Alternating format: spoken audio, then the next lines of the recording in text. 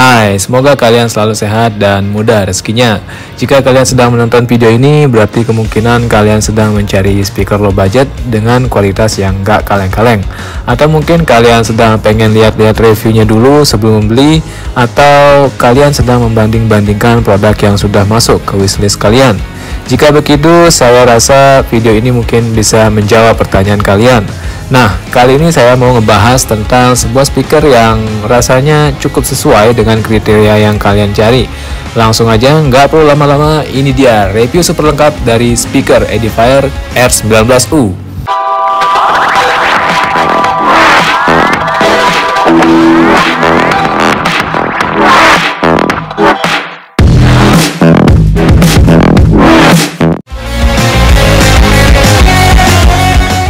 Oke, di sini kita sudah dapat manual book dan di sini juga udah ada kayak semacam karton buat ngamanin speakernya.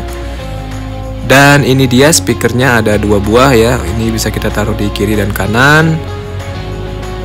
Dan di sini kita juga dapat kabel aux yang terpisah atau bisa dibongkar pasang gitu. Dan ini dia penampakan speakernya.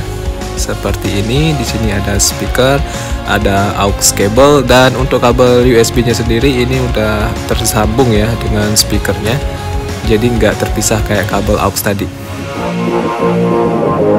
Speaker ini memiliki ukuran tinggi 17 cm, panjangnya 10,5 cm, dan lebar 8,5 cm. Jadi ukurannya nggak terlalu besar dan makan tempat, tapi juga nggak terlalu kecil, yang mungkin sebagian dari kita mengira bahwa ukuran yang kecil itu bisa bikin suaranya jadi nggak keluar. Sementara itu untuk material yang digunakan ini sebagian besar dari kayu ya. Di bagian kiri, kanan, atas ini juga kayu. Sementara di bagian bawah ini ada material plastiknya juga, dan di depan ini sudah dilapisi oleh jaring yang terbuat dari semacam kain elastis gitu. Dengan material yang digunakan, speaker ini terasa lebih berat, maka nggak heran kalau build quality-nya speaker ini jadi terasa lebih solid dan nggak kopong kayak kebanyakan speaker lainnya. Oke, di sini kita lihat ada beberapa spesifikasi yang ditawarkan oleh speaker ini. Yang pertama, power outputnya LR 2W. Jadi ini nggak terlalu besar ya, cukup hemat listrik juga. Kemudian signal to noise rasionya kurang lebih 80 dB. Distorsi, input type ada aux atau USB. Kemudian ada audio jack input. Ini ukurannya 3,5 mm, jadi ini buat kalian kalau misalnya ingin mendengar dengan headset atau mau menggunakan mic, kalian bisa colokin lewat audio jacknya ini.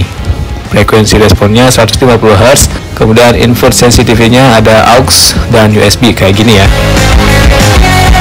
Well, karena speaker ini mendukung input aux dan USB, maka kita bisa menggunakan salah satu input tersebut atau keduanya.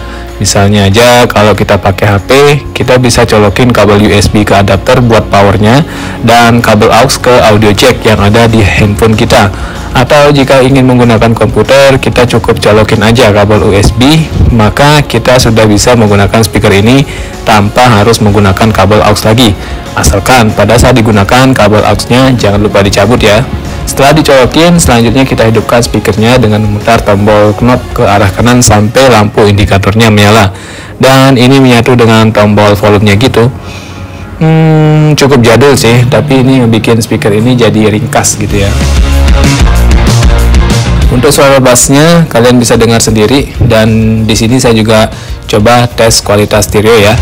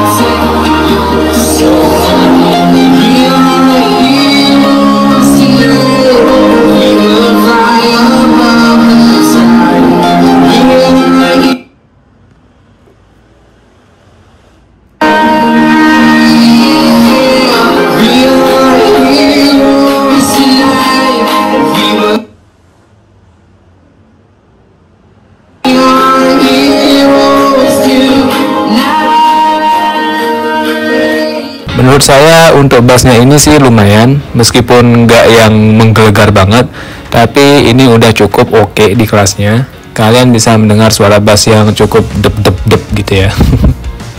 Kemudian untuk stereonya sendiri menurut saya juga sudah lumayan, jadi perpindahan suara kiri ke kanannya itu cukup terasa, nggak yang cuman sekedar tiba-tiba suaranya ada di kiri dan ke kanan, tapi ada proses perpindahannya, dan ini cukup memberikan kesan kayak ala-ala nonton mini konser gitu. Tapi jika saya muter musik dengan suara full speaker dan laptop, suaranya jadi kayak pecah gitu ya, jadi kayak ada suara kresek-kresek dikit. Jadi menurut saya lebih bagus untuk tidak menggunakan suara penuh, toh juga speaker ini akan lebih sering dipakai di kamar daripada di luar. Untuk pengetesan mic-nya kalian bisa dengar sendiri. Ini adalah contoh perekaman suara dengan mic eksternal yang saya colokin lubang mic. Cek, ini adalah suara yang saya rekam dengan menggunakan mic eksternal yang saya colok di dalam speaker Edifier ini. Gimana suaranya menurut kalian? Silahkan beri saran di kolom komen. Dan ini adalah contoh perekaman suara dengan mic eksternal yang saya colokin langsung ke laptopnya. Cek, ini adalah suara yang saya rekam dengan mic eksternal yang saya colokin langsung di laptopnya. Dan menurut kalian gimana suaranya? Silahkan kasih nilai sendiri. Menurut saya suara yang dihasilkan dengan dicolokin langsung ke laptop itu lebih bagus ya daripada dicolokin ke speaker ini.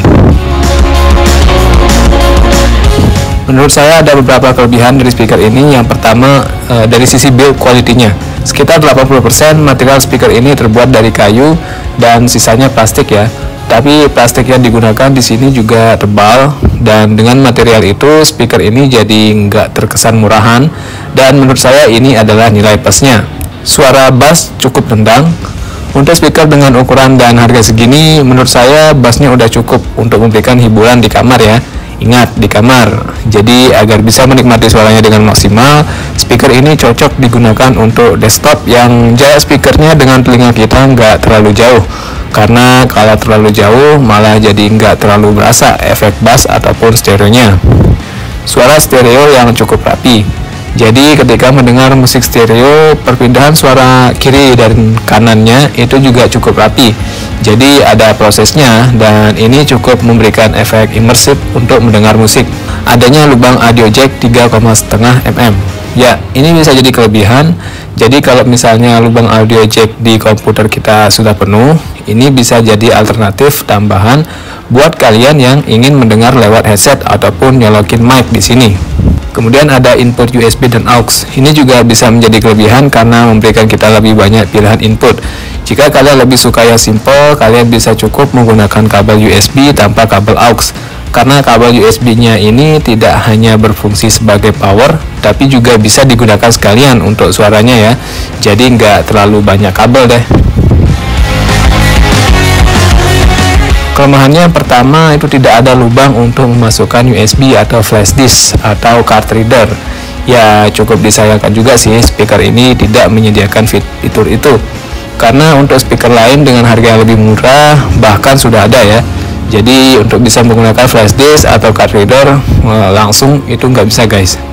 Kedua, tidak ada radio ataupun jam. Ya ini juga bisa menjadi kekurangan karena speaker lain dengan harga yang lebih murah biasanya menyediakan fitur radio dan jam, sementara di sini masih dengan gaya lama. Kemudian yang ketiga, tidak ada built-in baterai.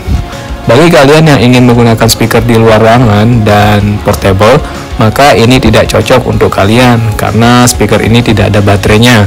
Ini bisa jadi kekurangan, namun menurut saya ini nggak terlalu berarti karena saya lebih suka speaker tanpa baterai, sehingga saya tidak perlu khawatir nanti ngecas berlebih atau gimana ya, karena saya hanya menggunakan speaker ini di kamar saja.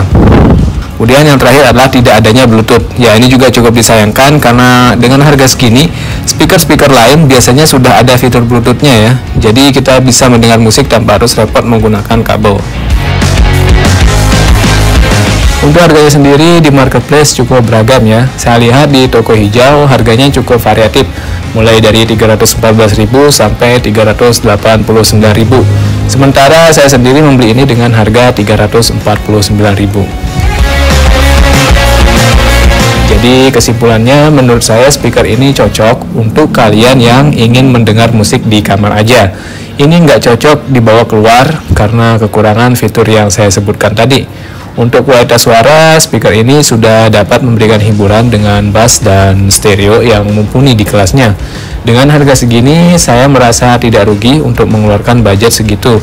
Jika kalian merasa harganya terlalu mahal untuk fitur dan suara yang ditawarkan, kalian tentu juga bisa mencari speaker lain yang lebih murah. Oke, sekian dulu video review kali ini. Semoga bisa membantu menambah referensi kalian yang sedang mencari speaker low budget. Jangan lupa beritahu ke teman-teman kalian tentang channel ini dan sampai jumpa di video berikutnya.